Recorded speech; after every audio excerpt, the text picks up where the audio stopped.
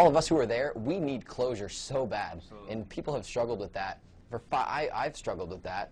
Nothing like, crazy, but like I've never had closure. My men have never had closure on this whole incident, and it's almost exciting that hopefully we'll get that closure when he is able to say what happened. Whatever that may be, we don't care, but we're here to say he's not a hero. We know exactly what happened. We were there, and that's what we're trying to get out here. Just the truth of the matter. With every day, we learn more about what might have been the trigger point behind former American soldier Bo Bergdahl allegedly leaving his post and wandering into the arms of the Taliban. But there were also new reports about the unit he served in. The Daily Mail in England calling them the quote-unquote raggedy misfits, alleging there were disciplinary problems long before Bergdahl's disappearance. Let us dive into this side of the story by welcoming former Army Sergeant Matt Vierkant, a platoon mate of Bergdahl's, and one who speaks directly to the various charges and stories emerging about the now former prisoner of war. Sergeant Vierkant, we welcome you to Midpoint, and right up front, we thank you so much for your service. Well, thank you for having me. Let us dive right into, first of all, what I led into here at the beginning, and that is the story that is coming out of the Daily Mail online, because this gives Americans a chance to learn a little bit more about not only what you went through, but certainly the unit itself. They are calling the unit the Raggedy Misfits. How do you react? Well, I think it's funny that somebody is trying to refer to us as raggedy misfits when they have never been in the military a day in their life, and they give vague reasoning behind it. Tell us, if you will, then a little bit about what life in the unit was like. Let's counter what they're saying. Just like any other infantry unit, just every day do a little bit of training, maybe missions. I know exactly where, these allegations are coming from because there's pictures taken of people out of uniform, but that's a pretty far leap to say somebody's a raggedy misfit just because there's a picture of a few people in not the regular uniform. Well, let's go ahead and dig into that just a little bit, because those of us who come from a military background and know the military very well from a family standpoint, we certainly know that when you're serving, it's not as if you are constantly in your uniform, to where there are times when, quite frankly, you do have to relax just a little bit. So what you're describing is simply just day-to-day routine, correct? Yeah, and after you're wearing your body armor and sleeping in it every day, sometimes it's kind of nice to be able to take it off and relax, especially when it's over 100 degrees out. What about the observation post itself? What was it like when you were there in that post? Because there seems to be a question also whether or not it was adequately secured. Well, I mean, it's just as secure as anything else. We had the proper capability to defend ourselves or call air on station, so nobody was ever worried about our security. I never really had any questions about that. We could have defended ourselves if need be. Did you interact much with Bo Bergdahl? Just on the work side, I trained with him, did different trainings with him, not too personally. What was your opinion of him? Little that you got to know. He had a thirst for knowledge. He was an intelligent person, just a loner, liked to keep to himself, just real quiet and reserved. Would it be fair to say, though, that there's a lot of guys like that when you say loners, quiet and reserved? Certainly you guys are in a position of war, so not everybody is jocular every single second and they're not all having fun, that what you are describing is pretty much a normal way of life for a lot of people there. Yeah, I mean, he's just seemed like a normal guy, just an introvert, and a lot of other people are like that too, and so, I mean, it didn't seem necessarily too strange or anything like that. Were there lapses in discipline amongst your unit? No, I don't believe so.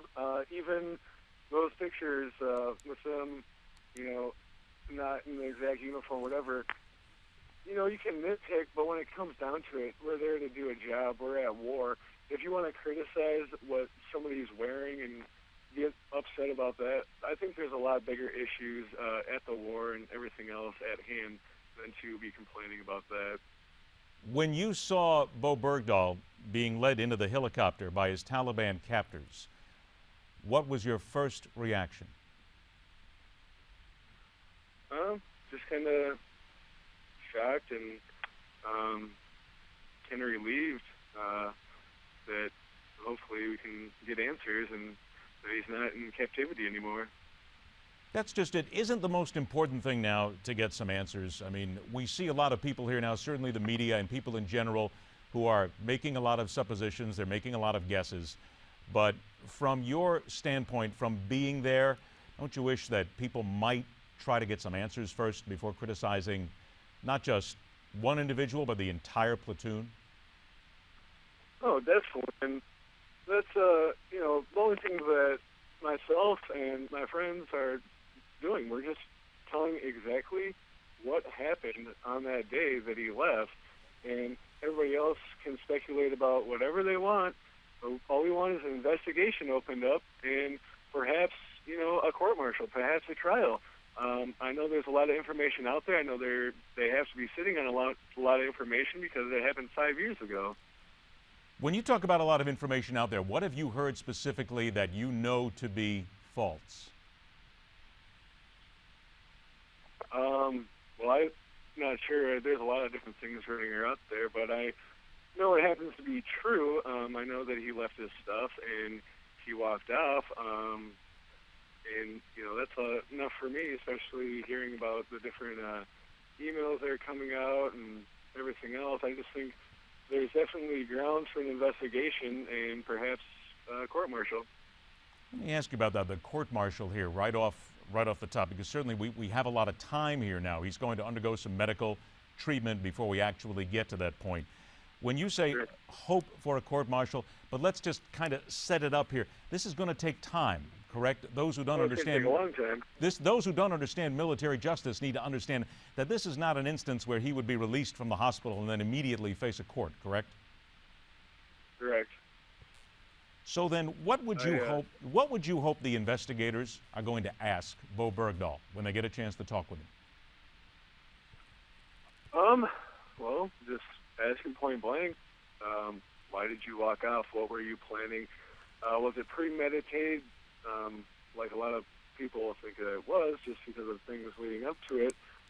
But, just the basic, straightforward questions. And at the same time, yeah, it matters what he says, but when somebody else is on trial for any other crime, you don't just go by their word and then, oh, well, they said no, so, oh, you're free to go.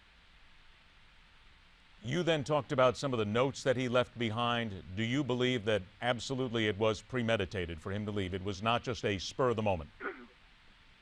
Oh, definitely. With the emails that he sent home, mailing his computer home and books or whatever, as an infantryman and somebody that has been through 2 deployments, having your computer is one of the most important things because there's nothing else to do. So that's a huge red flag right there. During the mission, we came back a day early. We got a call that night over the radio. Hey, we're going back tomorrow, so guys, get ready. And that was supposed to be one of the last times we ever went to that outpost, and wake up in the morning and he's gone. What about those who would counter and say, it just got to him? He had to walk away. That Hey, it was just. that's fine. It doesn't. The reasoning doesn't matter. Desertion is desertion. Whether you stub your toe or you couldn't take it anymore, it all comes down to him. He's a grown man. He can make his own decisions. For whatever reasoning it doesn't really matter because it happened. Every soldier knows that when they're in battle, they have a possibility of being taken prisoner. Certainly, death is a possibility every time you go into war. If you don't mind, I'll put you in his shoes there for a moment. If you were taken prisoner, would you be prepared and knowing full well that you probably would die there, that it's very likely that no one would come for you? Oh, without a doubt, I would 100% think that I would be killed. Was everybody prepared for that, mentally? To a certain point, everybody knows that, but until you experience that and go through it, just like being in combat, it's hard to say. It's hard to, say how you would react or what you would do. You like to think you know how you would react, but until you're in that position, it's hard to say. In your mind, a couple of seconds we have left here, is there any doubt whatsoever that Bo Bergdahl walked off of his own accord, deserted, deserves to go to a military trial, and deserves to be found guilty, in your opinion? There is no doubt about it in my mind, in my own opinion, that he did desert, and that he planned it out, and that he needs to be investigated and needs to stand trial. Are you insulted as an American soldier to have to serve with someone like that? Yeah, it's very insulting, and it's one of the worst things that you could do to a fellow soldier.